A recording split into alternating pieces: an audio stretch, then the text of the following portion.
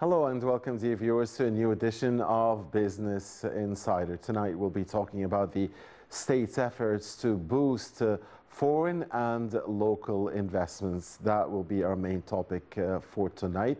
As usual, we'll begin with a look at the major stories making the economic headlines for this past week.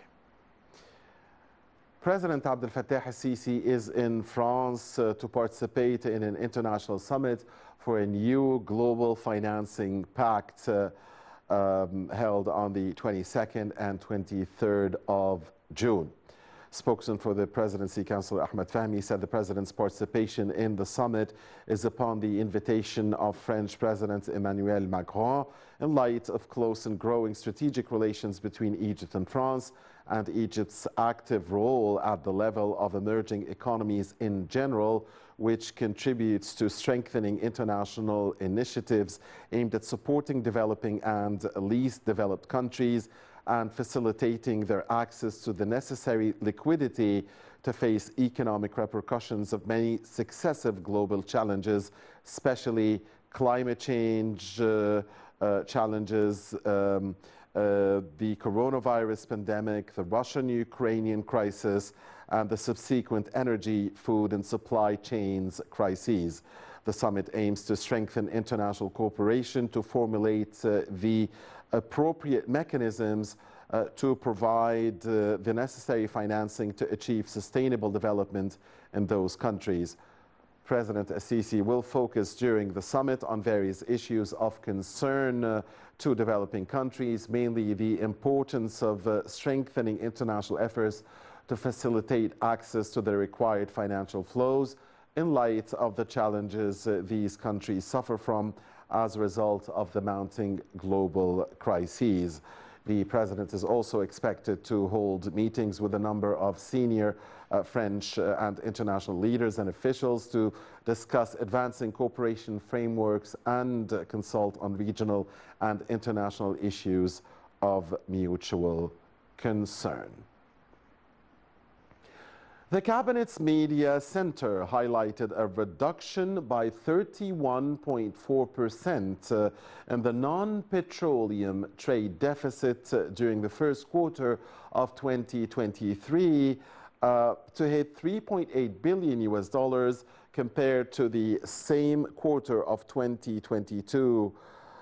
In its publication titled Non-Petroleum Commodities Exports, the Cabinet's Media Center spotlighted causes of the decrease in the value of non-petroleum imports. The value of non-petroleum exports in the meantime reached in the same period $8.8 billion against nearly $9.4 billion in the comparison period, marking a reduction rate of about 6.4%.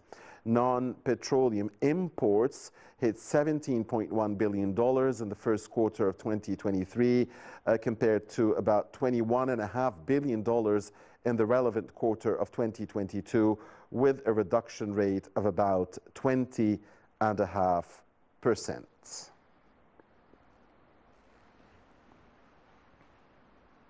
And the House of Representatives held earlier today, a session under Speaker Hanafi Gebeli. During the session, the House approved a number of draft resolutions presented by the government to give permission to the Minister of Petroleum and Mineral Resource Wealth to enable the Egyptian and General Petroleum Company, the EGPC, to contract with companies for prospecting for oil. The House also approved a bill presented by the government to give a permission to the minister and the EGPC to contract with Trident Petroleum Company to amend an agreement issued in line with Law number 204 of 2017 to prospect for oil in Magawish area in the Gulf of Suez. It also approved 3 more bills to allow the minister and the EGPC to contract with companies to explore for oil in other areas near the Gulf of Suez. Those were our economic stories for this past week. Now, time for a short break. When we come back, we will be introducing you to our distinguished guests with us here in the studio and watch a report on our main topic for tonight, the state's efforts to encourage more foreign and local investments here in Egypt. Please stay with us.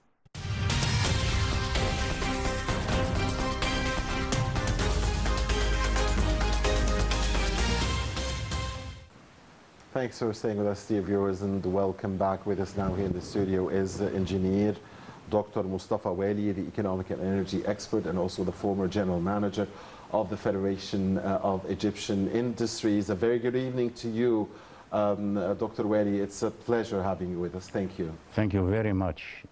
Thanks for having me. Thank you, Dr. Wali. And allow us, please, and please, dear viewers, also allow us to watch a report on tonight's main topic, the Egyptian state's efforts to boost foreign and local investments.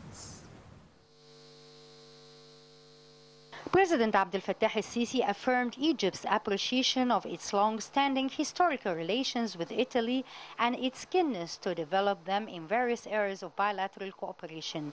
In this regard, he pointed to Egypt's interest in attracting the investment of major Italian companies in the mining and manufacturing sector. This is with the aim of increasing industrial value added, localizing industry and the transfer of knowledge and technology, and building Egyptian capacity in these more developed industries in a way that offers broad prospects for the national economy to provide more distinguished employment opportunities and increase production and exports to various countries of the world.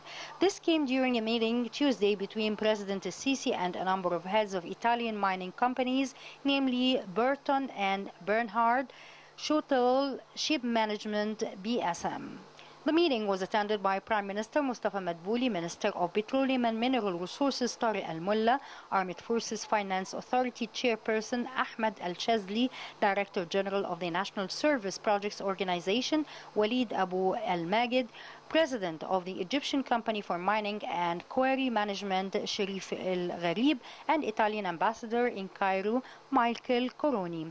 Presidential spokesperson Ahmed Fahmy said that the meeting had reviewed the prospects of cooperation with Italian companies to optimize the use of mineral resources in Egypt in line of the great success of the model of industrial cooperation between Egypt and Italy in the project of the quartz factory complex in Ain al-Sokhna, which was inaugurated by the President last May.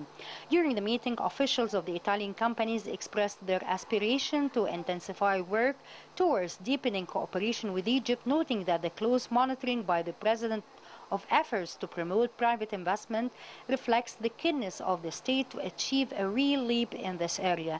They also pledged to strengthen fruitful cooperation with Egypt in the field of mining activities, especially in view of the country's potential wealth of mineral ores, and to take advantage of the attractive investment climate in Egypt's mining sector. Earlier, Finance Minister Mohammed Maid has said that Egypt mobilizes all its capabilities to prop up investment and local production. During his meeting with members of the Egyptian-British Chamber of Commerce in London, the minister added that the government had taken effective steps in implementing structural reform programs and luring more local and foreign investments. He further referred to the launch of the state ownership policy document, which identifies the economic sectors that the state plans to withdraw from entirely or increase or reduce its involvement in over the coming 3 years as part of a plan aimed at creating an attractive and conducive environment for the country's stagnant private sector to expand and attracting local and foreign investments. The minister, meanwhile, noted that Egypt managed to attain an initial surplus by about 1.2% of the gross domestic product over the past 11 months of the current fiscal year that ends on the 30th of June.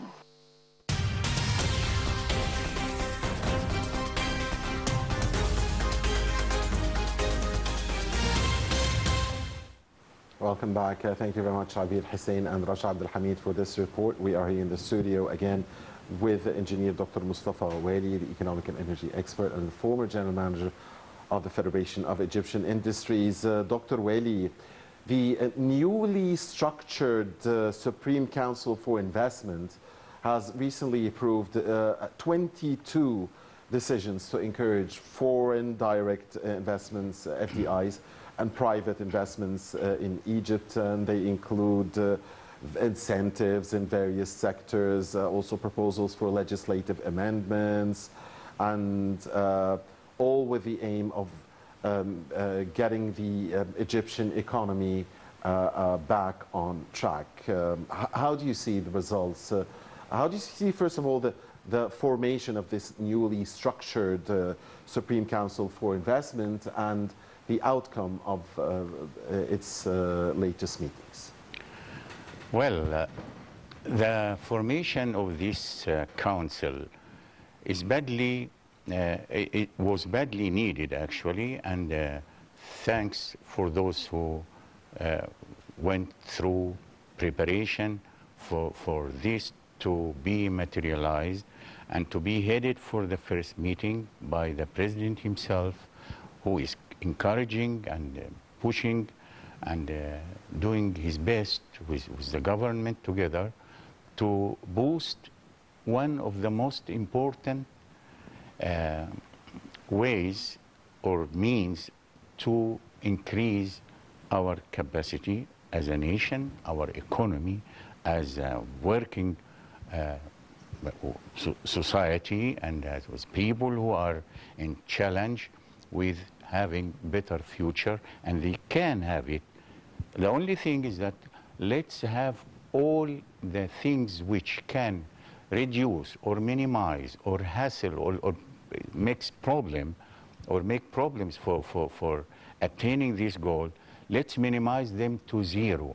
And this we can do it because the main idea is to have a friendly environment for investment at large, including the local investment. Indeed. Certainly the industry, and you were a former general of the Federation of Egyptian Industries, the industrial sector, the agricultural sector, I guess would get a big boost from, or a big care or an attention from this Supreme Council of Investment. Of the resolutions that were taken, the 22 yes. decisions, yes. What did you see in them that can help the all-important industrial and agricultural sectors and other sectors, of course? Exactly. You mentioned first, of course, the industry and together with agriculture, because it is proved now that these are the main motive and the main locomotive for pulling the economy of any society now. In our case, getting into partnership in any way, including even a foreign investment, just to be around so close in your place, in your country, this in itself will give you the chance to be with the latest technology you can have. I'm telling you about the minimum you can get out of such cooperation or such investment. Now, if we get to the main thing or the main objective or the main results which we are looking for, that to increase our capacity for export, for having new trends in the economy, in agriculture or industrial systems, while we will have, because actually those who will come to you to invest in your place must be international competitors, which means in itself that you, reducing your efforts to get to the latest technologies. In this case, the minimum we can get from, at least when we talk about boosting or eliminating the problems of increasing the investment, the foreign direct investment, we will have a lot to gain, actually. The first of these gains, of course, is that you can have your reputation, that you are welcoming, that you are successful in getting investment. Something the whole world, not only the third world, I mean the developing country, even the developed countries are fighting to get the lion's share in this. Of course, it's not that big all over the world, but we can have our fair share. The only thing is that we have this council to facilitate and eliminate all the problems, all the hassles, all the unnecessary slowing items or slowing procedure to have a successful investment. Indeed. We've seen the golden license. Yes. We've seen other amendments of laws that make it easier for the establishment of companies, be it local or foreign. You mentioned in your words, Dr. Wali, the importance of looking for exports and increasing exports. At the same time, of course, it's very important to decrease imports, decrease imports and rely on the local components for the industry. Could you talk us about efforts in that regard and any, if there are any decisions here taken that would help in that regard? You were mentioning three aspects. You were mentioning, of course, export and import, but also don't forget the third aspect will be that you will have both at your hand in your country. Then when it comes, for example, to import, maybe some of these investors will be manufacturing something you are looking for it. Then you can imagine you will reduce the cost of transport. At least maybe some items will be from your own country. I mean, your raw material, local component or materials also will be incorporated into the final product. A lot can be actually, it's a win-win situation on all levels, by the way. From the beginning of establishment of foreign direct project, investment project, to the production itself in this case. But we can, by the way, when we will have a product coming out from Egypt, it's manufactured by X, but in Egypt, made in Egypt. That's something also, it's in our favor, And a lot of positive gains will be, for example, you will have your workforce there, more or less. Maybe the majority of your workforce will be there. Then you will be trained on new industries, new technologies, because actually those who will come to you, they must be, as I told you in the beginning, which is very important because we have to make this clear. Nobody will compete unless it is to the latest technology and the most competitive prices. We are offering them the chance to have the most competitive prices because it will be the least cost they can produce and manufacture. I'm talking about ex-investor. Right. Also, reducing incentives. Let's talk about some of the incentives that have been... Yes. The details is many. Yes, many indeed. It's 22. If we right.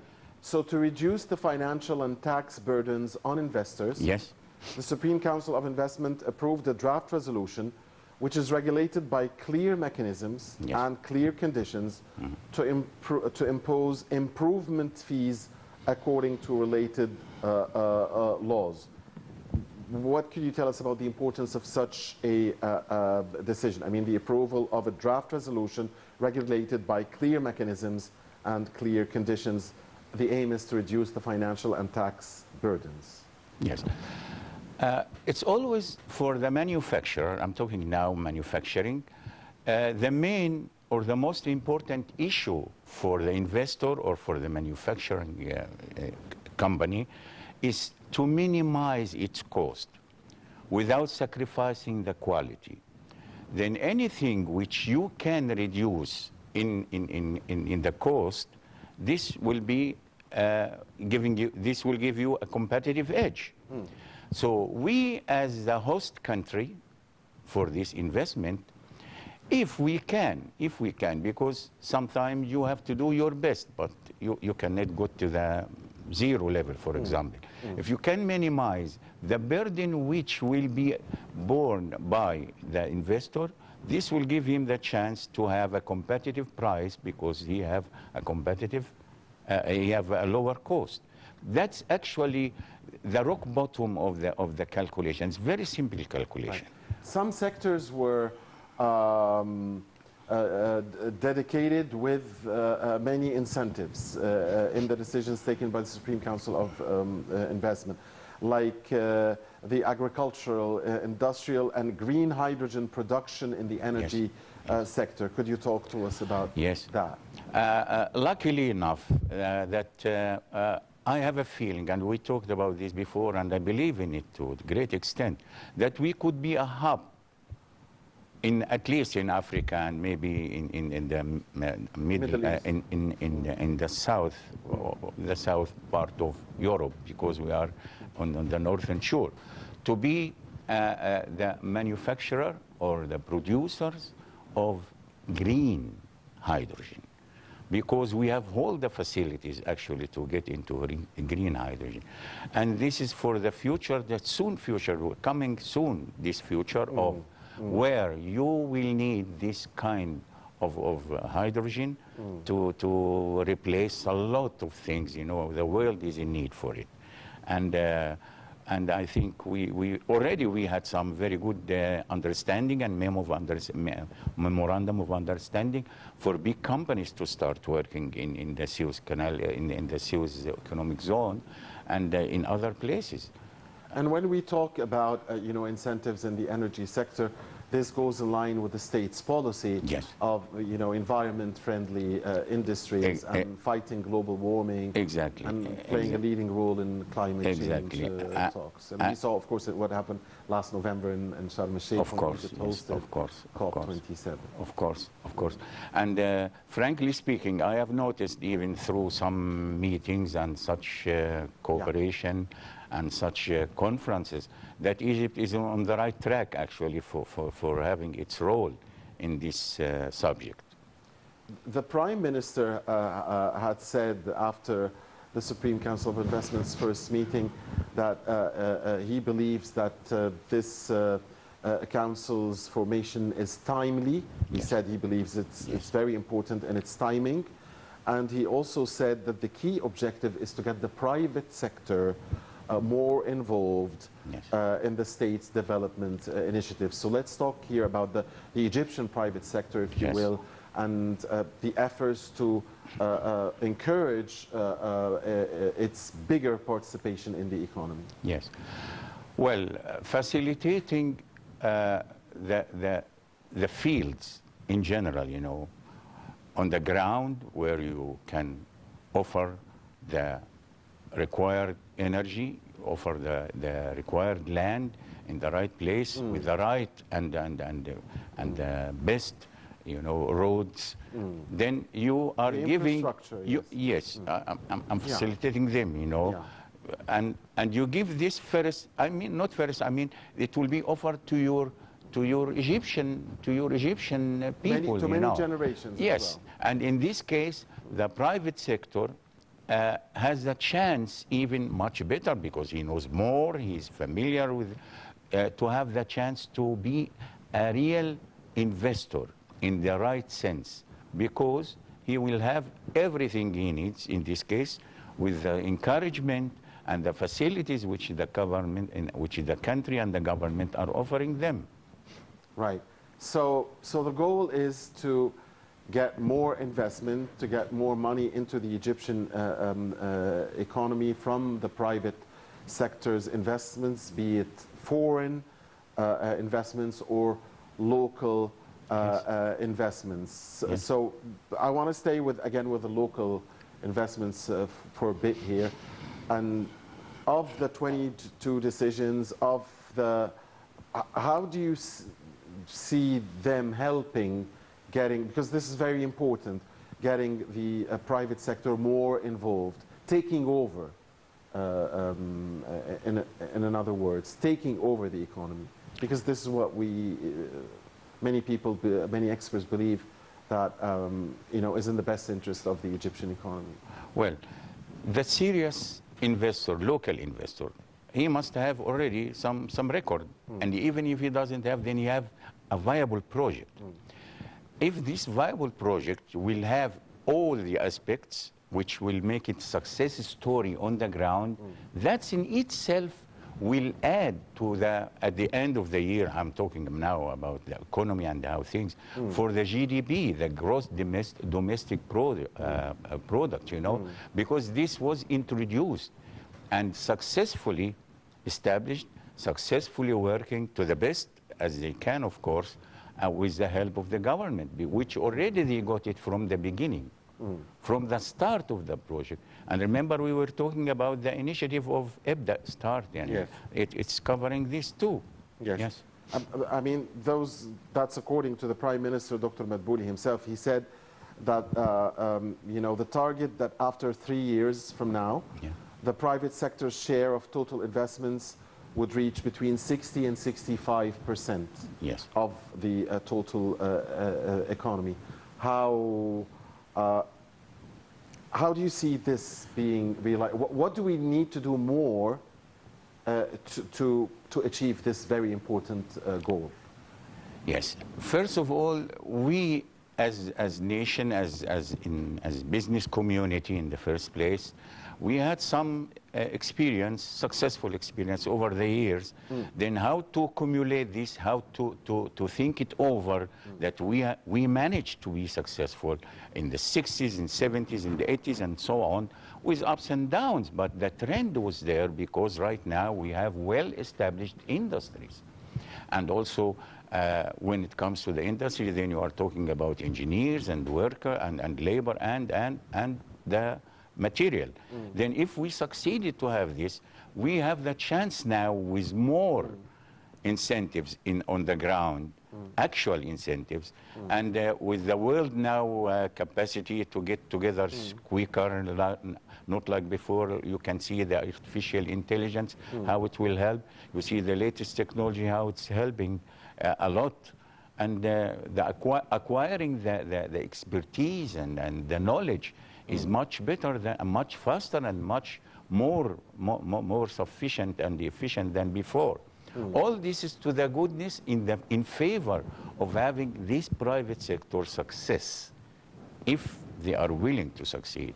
There is a strong presence for the private sector in Egypt, even according to numbers.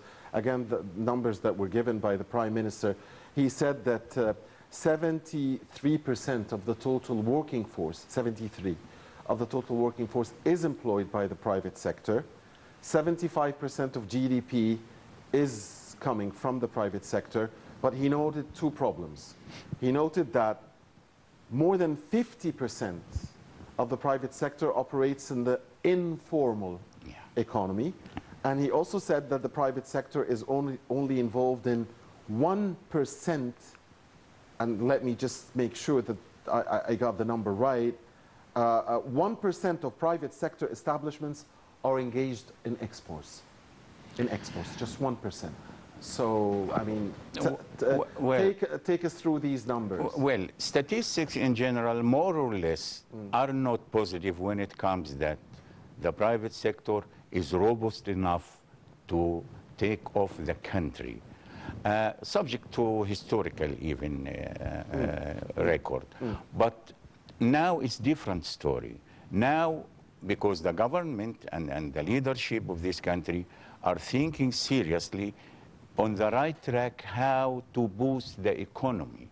To boost the economy, it means that all who can contribute to the economy must be welcome to get in. So whoever has the chance, whoever have the project, whoever who has this inclination to get into the business or increase his current business, he will find those who will welcome this. But one major reason that, according to the Prime Minister, that only 1% of private sector companies are involved in exports, and is the fact that they have a big market here in Egypt. Egypt is such a big market, is that those companies prefer to direct 99% of their production to this market, the Egyptian market, the huge market. And that should take us again to the foreign investments. I mean, this is a huge market. Yes. Egypt is a huge market. But how much of, of the potential have we achieved, and what is it that we need to do more to attract more, investments from the Arabian Gulf region, Yeah. from Europe, from the States, from the world? Yeah. All what we have said, or we have agreed upon, or what is declared, announced, is there to facilitate and make this, what you say, is a feasible, to become feasible. It's there. The only thing, how to get it from our side, how we will fetch it, go after it, convince them. Now we are talking about the real role of the investment authorities and those who are responsible. That's their job. Yes, and should be to the best, knowledge about what's going on in the area around you, what do you have, how can you promote yourself, because this is actually not us only, the whole world, even the developed countries are competing each other, to absorb. To have foreign investment. If you look at the figures, it's really fascinating. You wouldn't believe it. You are talking about those who are getting the largest number. If we are talking about the total foreign direct investment across the world, you will find that developed countries will having them. You will find, for example, in some years, it was Britain who was receiving the biggest. Another year it could be, of course, the States. It depends. But anyway, it's a big amount of investment around. I mean, the magnitude of investment volume, I mean, in the terms of money or the terms of technology or the terms of demand of the markets, it's huge. Now, because right now we are 8 billion, the population. Of the world. 8 yes, billion, yeah. There has been efforts when it comes to land allocations. Yes. For companies. Yes. The process and the ownership by foreigners of lands and real estate in Egypt has also been facilitated. Yes. So things are moving. Yes. My remark on this issue is simple as that, in this Supreme Council and the issues discussed and the resolutions submitted and offered even for ratification, which they put in 22 item or resolution or recommendation, you will find anything related to a problem or a handicap or a difficulty in the process of having a normal operating surroundings or conditions. You will find it tackled by all this. And when I read this, I was really, really very impressed, because out of my experience before, when it comes to the investment, there were always complaints about some issues of these 20s. Now, I'm sure if this will be put clearly, it will help those. It will help actually those who are trying to promote for investment in Egypt or who wants to invest in Egypt. Indeed. Both. One final question. Please. How do you see the role of the media in helping the state's efforts to lure more investments? Yes. First of all, let's raise the interest and the awareness of our Egyptian people that the investment could be one of our main tools or way or achievement to have stronger economy and to have more GDP and more employment chance. All the positives which we are suffering of now. So the media is important. Absolutely. The only thing is who can take care of this in the easiest way and the most attractive way, because I have witnessed this in China long ago, honestly. In India, which is now investing outside, you will find this. I'm giving you examples I'm familiar with. Two of the BRICS, two of the yes, very important BRICS. Thank you very much, Engineer Dr. Mostafa Wali, Thank you. the former General Manager of the Federation of Egyptian Industries and the economic and energy expert. Thank you as always for being with us. It's been a Thank great you. It's always a pleasure. Thank you very Dr. much. Wali. Thank you. Thank you, dear viewers, for watching us. Next week, same time, inshallah, is a new episode of Business Insider. Until then, this is Muhammad Abdul Rahim wishing you a very pleasant viewing with 9 TV International.